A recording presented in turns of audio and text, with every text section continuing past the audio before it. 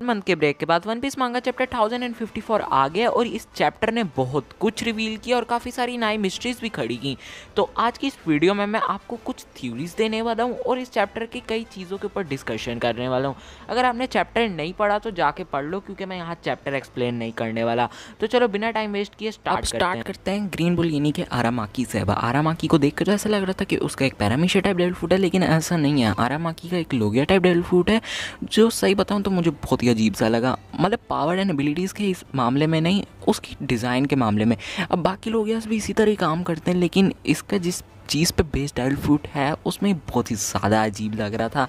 बाकी हाँ, स्कैबर्ड्स ने ये चीज़ नोटिस की, ये ग्रीन बुल आया है तो वो खुद फाइट करने चलेगा और बहुत ही गंदी हार हारे। और मैंने मतलब कुछ चैप्टर पहले पॉइंट आउट की थी कि मोमोनोसुके वर्दी नहीं है शोगुन बनने को, और ऐसा ही हुआ। मोमोनोसुके डिफीट हो गया आरामाकी के हाथों और वो यामाटो रोक रहा है, लेकिन हमें पता है यामाटो नहीं रुकने वाली और उसकी आरामाकी से फाइट। मैं कुछ देर में अभी शैंक्स वाले पोर्शन पे जब बात करूंगा ना, तब मैं बताता हूँ कि किस तरह ये आरामाकी वाली चीज़ सॉर्ट आउट हो सकती है। बाद जो चैप्टर में पार्ट आते हैं वो बहुत ही ज़्यादा माइंड ब्लोइंग और इंटरेस्टिंग थे, एक्साइटिंग थे, और यहाँ पे बहुत पाइप बॉम्ब गिरे हैं। पहले शैंक्स के बारे में बात करते हैं।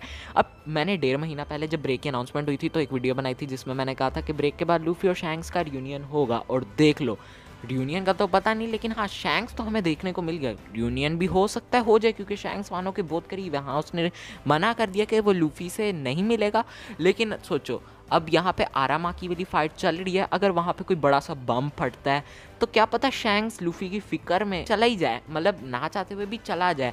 और हो सकता है I am here to end this war part 2, मतलब उस तरह का कोई तो सिनेरियो देखने को मिला है जहाँ पे यामाटो के न्यूट्रिएंट्स आरामाकी छीनने वाला और शैंक्स आके कहता है कि आरामाकी यहाँ से चले जाओ, मैं यहाँ आया हूँ, फला फला कुछ करके इस तरह का सीन देखने को मिल सकता है। चलो बात करते हैं वन पीस और शैंक्स के बारे में। अब कुछ लोग सोच रहे होंगे कि शैंक्स कैसे कह सकते हैं कि वो वन पीस के पास जा रहा है, उसके पास तो कोई पोनेग्लिफ रीड करने वाला मेंबर नहीं ना, और उसके पास क्या पता 4 पोनेग्लिफ भी ना हो, तो वो मतलब कन्फर्म है कि नहीं है, तो वो कैसे कह सकता है कि वो जा रहा है वन पीस खोजने। इसका आंसर सिंपल है, हो सकता है वो रेली से पूछ ले कि लॉफ्टेल किधर है, शैंक्स लॉफ्टेल जाएगा तो वो वन पीस उसके पास आ जाएगा।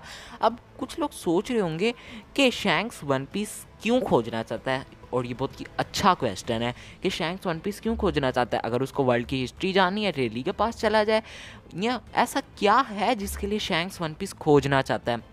अब यहाँ पे जो भी मैं बात कहने जा रहा हूँ ना, उससे एक ही चीज़ प्रूव होगी कि शैंक्स विलन है, और यहाँ शैंक्स ईवल माइंडेड है, या शैंक्स किसी तरह से वर्ल्ड गवर्नमेंट से एफिलिएटेड है। मैं बताता हूँ कैसे। क्या पता शैंक्स सेलेस्टियल ड्रैगन हो और वो नहीं चाहता कि वन पीस और सेलेस्टियल ड्रैगन्स और इन सब की हिस्ट्री बाकी लोगों को पता चले, तो वो लूफी से पहले वन पीस के लिए इसलिए जा रहा है ताकि वो वहाँ जाके मिसिंग जो इंपॉर्टेंट चीज़ें हैं उनको वहाँ से गायब कर सके। क्या पता वो वहाँ इसलिए जा रहा है ताकि वो एंशिएंट किंगडम की हिस्ट्री मिटा सके, ताकि फिर लूफी वो हिस्ट्री वर्ल्ड को ना बताए और वर्ल्ड का बैलेंस ना बिगड़े। या क्या पता शैंक्स वहाँ इसलिए जा रहा है कि शैंक्स वहाँ मौजूद सभी इंफॉर्मेशन को ही गायब कर दे ताकि लूफी तक वो चीज़ ना पहुँचे। अगर लूफी तक नहीं पहुँचेगी, लूफी छोड़ो ब्लैक बेल्ट तक नहीं पहुँचेगी, किसी तक नहीं पहुँचेगी, तो फिर ऐसे में क्या होगा, वर्ल्ड का बैलेंस बिल्कुल नहीं बिगड़ेगा, वर्ल्ड गवर्नमेंट के खिलाफ कोई नहीं होगा। क्योंकि शैंक्स को पायरेट किंग बनना होता तो कब का बन भी गया होता। ऐसा नहीं कि वो बस काइडो और बिग मॉम के डाउनफॉल का वेट कर रहा था।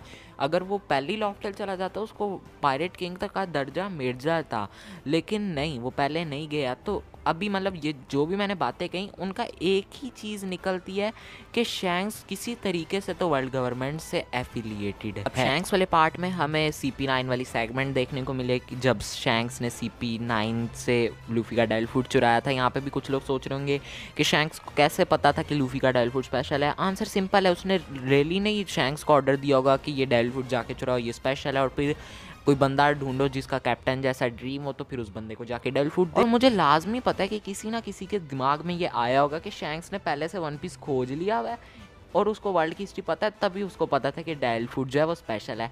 नहीं, अगर उसने पहले ही वर्ल्ड की हिस्ट्री और वन पीस खोज लिया होता तो वो दोबारा क्यों जाता और ऐसा क्यों कहता कि I will claim one piece, मतलब कि मैं वन पीस क्लेम करूँगा।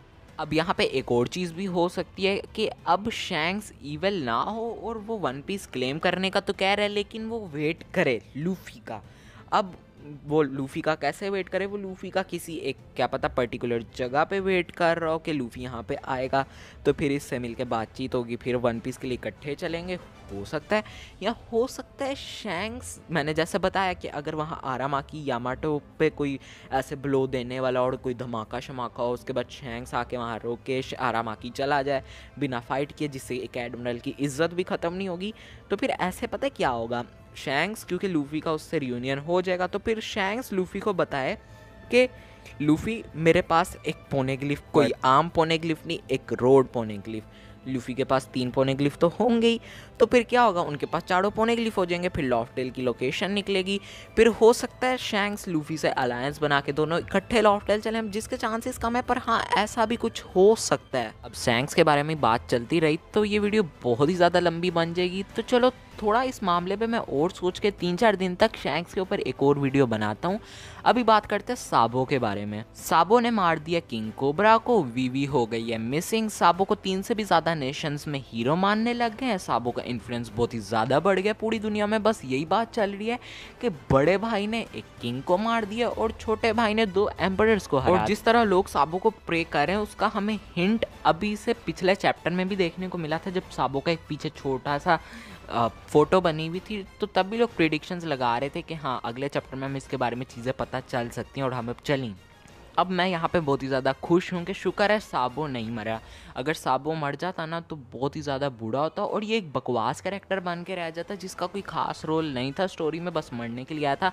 जो अच्छा है कि शुक्र है साबो नहीं मरा। चलो अब कुछ सवालों के बारे में बात करते जो इन चीज़ों से निकल के आए हैं। पहला, क्या साबो ने वाकई कोबरा को मारा है? तो इसका आंसर है नहीं। अब 2 सवाल रह गए कि अगर साबो ने कोबरा को नहीं मारा तो किसने मारा है, और दूसरा सवाल ये कि वीवी को किसने मिसिंग करवाया है, किसने वीवी को किडनैप किया। कुछ लोग सोच रहे होंगे कि हो सकता है सेलेस्टियल ड्रैगन्स ने किडनैप करवा दियो CP0 के थ्रू, लेकिन CP0 तो थी नहीं वहाँ पे। तो कुछ लोग सोच रहे होंगे कि हाँ क्या पता सेलेस्टियल ड्रैगन्स ने वीवी को किडनैप करवाया।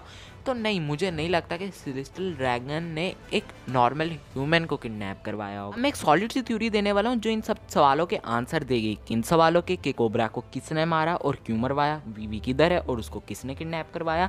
तो इसके लिए चलता है 800 साल पहले। 800 साल पहले 20 किंगडम्स ने आपस में अलायंस क्रिएट की थी एंशिएंट किंगडम को टेक डाउन करने के लिए, लेकिन एक किंगडम ने मना कर दिया था, और वो किंगडम था अलाबास्ता। अलाबास्ता की किंग ने तो मना कर दिया, लेकिन क्या पता अलाबास्ता की उस वक्त की प्रिंसेस ने अपने बाप से झगड़ा कर लिया हो कि नहीं इन किंगडम्स के साथ अलायंस बनाओ, लेकिन बाप ने फिर भी मना किया हो। तो फिर उस प्रिंसेस ने अपने बाप से और अपने किंगडम से गद्दारी करके उन बाकी 20 किंगडम्स के साथ मिल गई हो और जाके एंशिएंट किंगडम का टेक डाउन किया। और क्या पता उस प्रिंसेस को भड़काना अच्छे से आता हो, तो फिर उस प्रिंसेस ने भड़काया और फिर इमॉर्टैलिटी ली उस वक्त के ओपेनोमी यूज़र से।